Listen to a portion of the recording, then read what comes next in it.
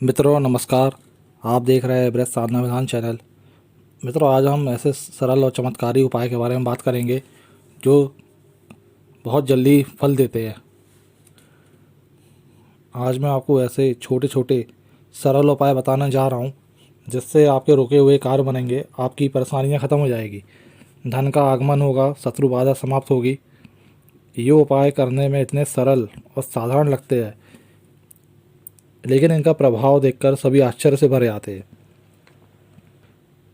विशेष कार्य के लिए या बड़ी समस्या के लिए साधनात्मक प्रयोग किए जाते हैं, लेकिन छोटे उद्देश्य के लिए इस तरह के उपाय किए जा सकते हैं। यह इतने सरल और सहज होते हैं कि सामान्य ग्रस्त व्यक्ति भी इसे आसानी से कर लेता है। कुछ उपाय एक दिन के होते हैं, कुछ उपाय 5 दिन 7 दिन, कुछ उपाय है जो महीने भर भी हो सकते हैं। मित्रों, ये सारे उपाय आपकी श्रद्धा, विश्वास, आस्था और धैर्य पर निर्भर करते हैं। आप में विश्वास है, धैर्य है, लगन है, तभी आपको सफलता मिलती है। सिर्फ आजमाने पर ये प्रयोग फल नहीं देते हैं। ये सभी उपाय करने के साथ साथ आपको अपने कार्य में मेहनत भी करनी होती है। ये सभी उपाय करने के साथ साथ आपको अपने कार्य में मेहनत भी करनी होती है, क्योंकि आप जो चाहते हैं वो आपको अपने आप प्राप्त नहीं होता है। ये उपाय आपके प्रयास को, आपकी मेहनत को सफल बनाते हैं। आपका भाग्य आपका साथ देने लगता है। तो चलिए अब हम आपको कुछ उपाय बताते हैं। पहला उपाय है नज़र से बचने का उपाय। जब अचानक से आपका समय बुरे समय में बदल जाए या सब कुछ अच्छा अच्छा चलते चलते एकदम से बुरा होने लगता है, घर की खुशियों पर अक्सर किसी की काली नज़र लग जाती है, अचानक कोई बना हुआ काम बिगड़ जाता है, आपको पूरा विश्वास होता है कि ये कार्य तो होगा ही और ये काम तो हो ही जाएगा, लेकिन वो काम अचानक फेल हो जाता है। अचानक आपकी या घर परिवार में किसी बच्चे की या किसी भी की भी तबीयत ख़राब हो जाए, तो ऐसा हो सकता है कि आपको, आपके परिवार को या आपके घर को किसी की बुरी नज़र लग गई है। कई बार आपके आसपास के लोग या रिश्तेदार आदि आपकी उन्नति और सफलता देखकर जलने लगते हैं और आप पर काली नज़र डाल देते हैं, या उनकी काली जबान आपको लग जाती है। लोगों की नकारात्मकता से एकदम से सब कुछ बिगड़ जाता है। तो इसके लिए यह उपाय करें। किसी भी शनिवार को सुबह जल्दी उठकर स्नान करें। स्नान करने के बाद घर में माँ काली से प्रार्थना करें कि माँ, आप मेरी परेशानी को समाप्त करें और मेरे ऊपर जो भी किसी ने कुछ किया कराया है वह समाप्त करें। ऐसा बोलकर 5 बार नवाड़ा मंत्र का जप करें। इस तरह ऐसा बोलकर किसी भी पीपल के वृक्ष के पास जाएं। पीपल का वृक्ष कोई भी हो सकता है। बहुत से मंदिरों में पीपल के वृक्ष होते हैं, वहाँ पर लोग पूजा करते हैं। वहीं पर आपको जाना है, पीपल के वृक्ष को प्रणाम करना है। प्रणाम करने के बाद 5 बार गायत्री मंत्र का उच्चारण करना है। फिर पीपल वृक्ष से कहना है कि हे वृक्षराज, मैं आपका एक पत्ता अपने कार्य के लिए ले जा रहा हूँ, आप अपनी कृपा बनाए रखना। ऐसा कहकर पीपल के वृक्ष से एक पत्ता तोड़ लें, उसे घर ले आएं, उसे अपने पूजा वाले स्थान पर रख दें। ध्यान रहे, पीपल का पत्ता कटा फटा नहीं होना चाहिए, वह साबुत होना चाहिए। फिर शाम को कुछ सामग्री की व्यवस्था कर लें। आप 3 साबुत लाल मिर्ची, थोड़ी सी काली सरसों और नमक, ये तीनों चीज़ों को इन तीनों चीज़ों को आपको पीपल के पत्ते पर रखना है, जिसे आप सुबह लेकर आए थे उसी पत्ते को। शाम को या रात को दक्षिण दिशा की तरफ मुंह करके अपने ऊपर से 3 बार घुमाएं और साथ में 3 बार गायत्री मंत्र का जाप भी करें। मतलब एक बार घुमाएं, साथ में गायत्री मंत्र का जाप करें, दूसरी बार घुमाएं फिर गायत्री मंत्र का जाप करें, तीसरी बार घुमाएं उस समय भी गायत्री मंत्र का जाप करें। इस प्रकार 3 बार घुमाने पर 3 बार गायत्री मंत्र का जप करें। फिर उसे आपने जो भी फिर आपने जो उपले या कंडे जलाए हैं उसी में वो सामग्रियों को जला डालना है। पत्ते में जो भी आपने सामग्री ली है, जिससे उतारा किया है, वो उसको जला देना है। दूसरा उपाय बता रहा हूँ, वशीकरण का उपाय। ये उपाय आप वशीकरण के लिए कर सकते हैं। यदि आपका पति या प्रेमी आपका कहना नहीं मानता है, आपको समझ नहीं आता है, आपको समय नहीं देता है, आपकी बात नहीं सुनता है, और यदि प्रेमिका या पत्नी आपका सम्मान नहीं करती, जैसा आप बोलते हैं वैसा नहीं करती है, तो आप यह उपाय कर सकते हैं। कई बार पति पत्नी या प्रेमी प्रेमिका के बीच में मतभेद हो जाते हैं, आपस में झगड़ा हो जाता है। पति बोलता है, पत्नी कहना नहीं मानती, पत्नी जो कहती है पति वैसा नहीं करता। इस उपाय को करने से दोनों के मन में एक दूसरे के प्रति आकर्षण पैदा होता है। वे दोनों एक दूसरे को पसंद करने लगते हैं, दोनों का मन मिलने लगता है। कई बार पति और पत्नी के बीच में गलतफहमी हो जाती है, दोनों एक दूसरे पर शक करने लगते हैं, दोनों के बीच में विश्वास की कमी हो जाती है, दोनों एक दूसरे को गलत कहने लगते हैं। तो यह उपाय पति या पत्नी हो या प्रेमी या प्रेमिका हो, दोनों में से कोई भी इस उपाय को कर सकते हैं। आपको यह उपाय किसी भी शनिवार वाले दिन करना है। आपको एक भोजपत्र का टुकड़ा लेना है, साथ में रोली, सिंदूर, हल्दी तीनों को आपस में मिलाकर उसमें थोड़ा सा गंगाजल मिलाकर उसकी स्याही बनाना है। स्याही आप अपने हिसाब से बनाएं, ना तो वो ज़्यादा गाढ़ी होनी चाहिए और ना तो ज़्यादा पतली होनी चाहिए। आप पहले से ही अनार की कलम तोड़ कर ले आएँ। स्याही और अनार की कलम से जिस व्यक्ति को वश में करना हो उसका 3 बार नाम भोजपत्र पर लिखें। आपका मुंह उत्तर की तरफ होना चाहिए। भोजपत्र में नाम लिखते समय भोजपत्र को चौकी पर रखकर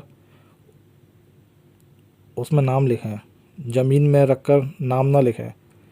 जिस भी शनिवार को आप जो उपाय कर रहे हैं तो उस दिन आपको पूरी तरह शुद्ध रहना ज़रूरी है। उस भोजपत्र को मोड़कर एक शहद की शीशी में शहद में डुबो कर रखना है। उस शहद की शीशी को कहीं पर छुपा कर रख देना है। जब तक वह भोजपत्र उस शहद में डूबा रहेगा, जिसके लिए यह प्रयोग किया है वह व्यक्ति आपके वश में रहेगा। अगला प्रयोग मैं आपको बता रहा हूँ वह भगवान गणपति जी से संबंधित है। भगवान गणेश जी को प्रसन्न करने का एक उपाय है। प्रथम पूज्य देव यदि कोई है तो वो भगवान गणेश ही है। किसी भी शुभ कार्य से पहले गणेश जी की पूजा की जाती है। गणेश जी का दिन बुधवार होता है। आप गणेश जी को प्रसन्न करने के लिए बुधवार को ये प्रयोग कर सकते हैं। यह प्रयोग करने से आपको गणेश जी की कृपा प्राप्त होती है। गणेश जी मनोकामनाओं की पूर्ति करते हैं, आपके कार्य में आपको सफलता प्रदान करते हैं। गणेश जी को दूबा अति प्रिय है। गणेश जी को प्रसन्न करने के लिए उन्हें दूबा जरूर चढ़ाएं। दूर्वा चढ़ाने से आपको गणेश जी की कृपा प्राप्त होती है और वो मनोकामना पूरी करते हैं।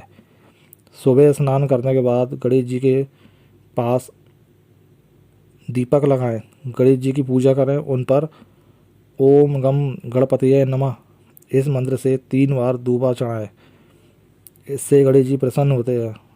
फिर आप इस प्रयोग को करके अपने कार्य के लिए जा सकते हैं। यदि आपके कार्य में बार बार विघ्न आते हैं तो गणेश जी को दूर्वा चढ़ाने से विघ्न दूर हो जाते हैं। गणेश जी को यदि आप भोग लगाना चाहते हैं तो आप सभी को पता है कि उन्हें लड्डू और मोदक का भोग लगता है। गणेश जी को लड्डू और मोदक अति प्रिय है। इससे भी गणेश जी जल्दी प्रसन्न होते हैं।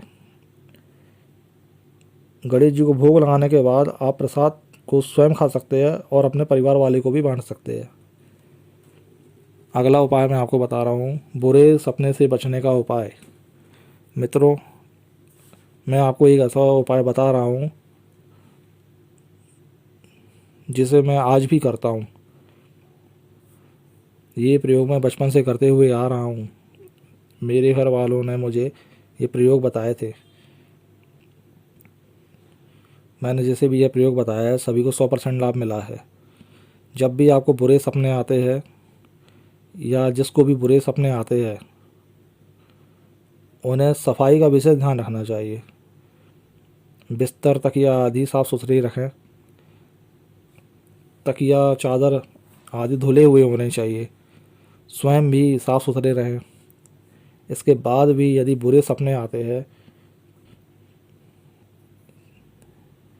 तो आपको तकिया या फिर तकिया और गद्दे के नीचे लोहे की एक वस्तु रखनी है। यदि आप घर से बाहर ऐसी जगह सो रहे हैं, जैसे छत में सो रहे हैं या आंगन में सो रहे हैं या घर के अलावा आप कहीं और जगह सो रहे हैं, तो अपने जूते या चप्पल को अपने सिर की तरफ रखकर सोना है। इससे भी बुरे सपने नहीं आते। मुझे ऐसी कई जगह सोना पड़ा है। मैं अपने जूते को अपने सिर की तरफ रखकर सो जाता था। इससे बुरे सपने तो क्या, कोई सपने ही नहीं आते थे। अब मैं आपको अगला उपाय बता रहा हूँ। रात में नींद नहीं आने पर आप क्या उपाय करें। मित्रों, कई बार ऐसा होता है कि आपका जो सोने का समय रहता है, आप उस समय आप सोते हैं तो कभी कभी नींद नहीं आती है, आपकी नींद उचड़ जाती है।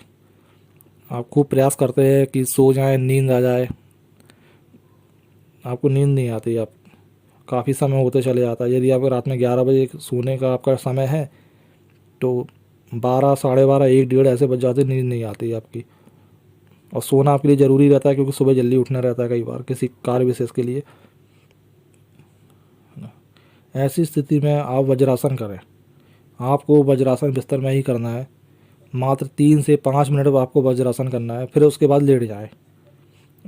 जैसे मुस्लिम लोग नमाज़ पढ़ते हैं उसी मुद्रा में बैठना है, वही वज्रासन है।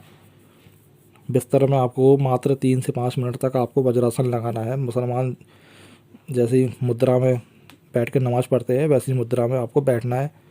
लेकिन इसमें ध्यान रखना है कि आपकी रीढ़ की हड्डी और सिर आपका सीधा रहना चाहिए।